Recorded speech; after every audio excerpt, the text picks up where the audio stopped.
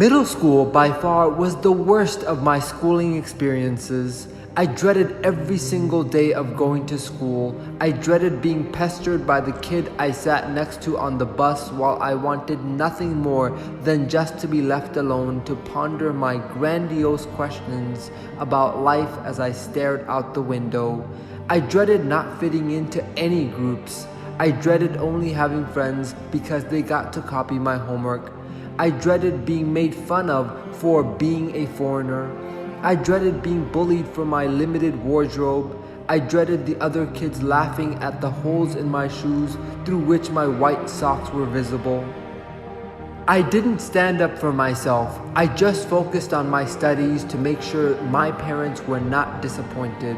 I wanted to honor what none of those kids knew, that while it appeared that I had so little, I actually had everything my family could pour into me, all their hopes and dreams that someday I would amount to something significant and make all these sacrifices worth it. And while middle school for me was a time of great internal isolation and confusion, where I felt that my life was in checkmate, it was by far one of the most fortuitous blessings in disguise that has ever happened to me, as in my very first class in 6th grade, I met a person who would become the older brother that I never had.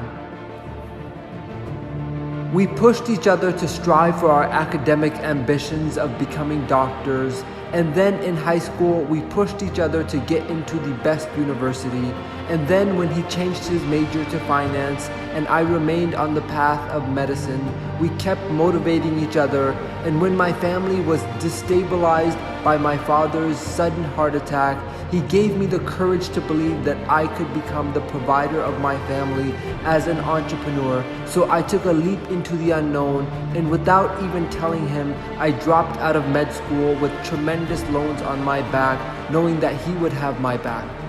And even in our entrepreneurial days, we struggled, we failed, and we restarted over and over together, often leaning on each other to cover negative bank balances, or borrowing each other's clothes for meetings with investors, or selling our possessions to fund our businesses.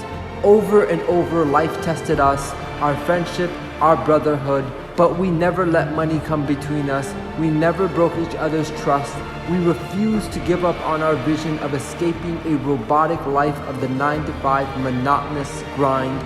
Instead, we kept believing that us misfits from a third world country could become somebodies, and today he is a multi-millionaire, but more significantly, a constant reminder to me of the wayward and twisty path of life's gifts